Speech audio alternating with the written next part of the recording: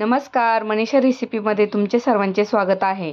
आज आपण बनवत आहोत सत्यनारायणचा महाप्रसाद। तर त्यासाठी आपल्याला पाहिजे असतो 1.25 किलो रवा, 1.25 किलो साखर, त्यानंतर 1.25 किलो तूप आणि ड्रायफ्रूट आणि वेलची पूड। तर मी सर्व ड्रायफ्रूट कट करून घेतले आणि ते असे तुपामध्ये डीप फ्राय करून घ्यायचे आहे।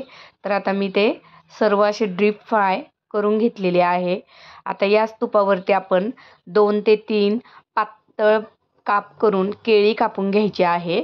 तर ती मी कापून घेतलेली आहे। आता सर्वप्रथम आपण तूप गरम करायला ठेवायचे आणि त्यावरती ही केळी फ्राय करून घ्यायची आहे। तर ती छान अशी फ्राय होऊन वरती आली की मग आपल्याला यावरती रवा घालायचा आहे। तर मी जाडसर रवा घेतलेला आहे प्रसादासाठी। तो आपल्याला छान अगदी लालसर भाजून घ्यायचा आहे। तर छान आपले आता हे केळी अशी परतून अशी वरती आली की आपण त्याच्यामध्ये रवा घालून घेऊया। पाहू शकता तुम्ही ते केळी अशी फ्राय होऊन सर्व अशी वरती आलेली आहे। तर आता तुम्ही या टाईमवरती बरोबर रवा भाजून घ्यायचा आहे। तर मी आता यावरती रवा सोडून घेते आणि आपल्याला छान हा रवाही भाजून घ्यायचा आहे। केळीमुळे प्रसादाला खूप छान सुवास लागतो आणि प्रसादाची टेस्टही खूप छान येते, म्हणून आपण केळी वापरायची असतात। आता मी यामध्ये सर्व रवा घालून घेतला आहे आणि तो आपल्याला छान या तुपावरती भाजून घ्यायचा आहे। प्रसाद म्हटलं की भरभरून तूप, ड्रायफ्रूट आणि हे सर्व असेल तरच तो प्रसाद बनतो।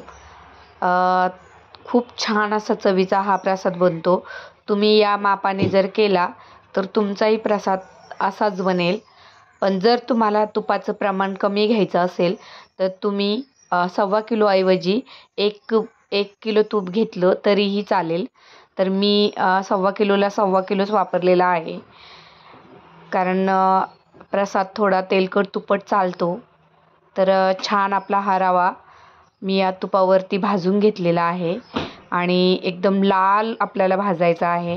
पाहू शकता तुम्ही रव्याचा कलर एकदम लालसर झालेला आहे।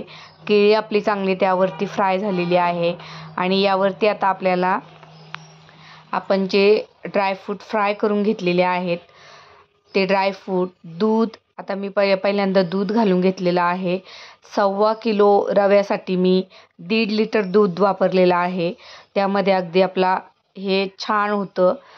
तर यावर ड्रायफ्रूट, दूध घालून घ्यायचं आहे आणि जसा रवा फुगतो, समजा रवा बारीक असेल तर पटकन होतो, पण जर रवा जाडसर असेल तर थोडा फुगायला वेळ लागतो।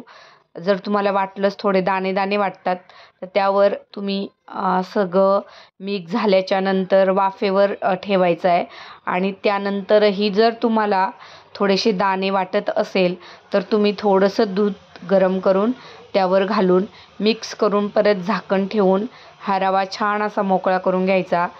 बघा, सगळं टाकल्याच्या नंतर मी लास्ट प्रोसेसला साखर घातलेली आहे।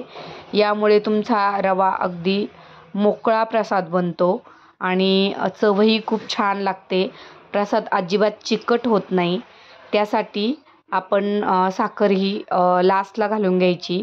मग साखर विरघळल्यानंतर चांगलं मिक्स झाल्यावर यावर झाकण ठेवायचं आहे आणि मंद गॅस करून 5-6 मिनटं हा रवा असाच पॅक करून होऊ द्यायचा आहे।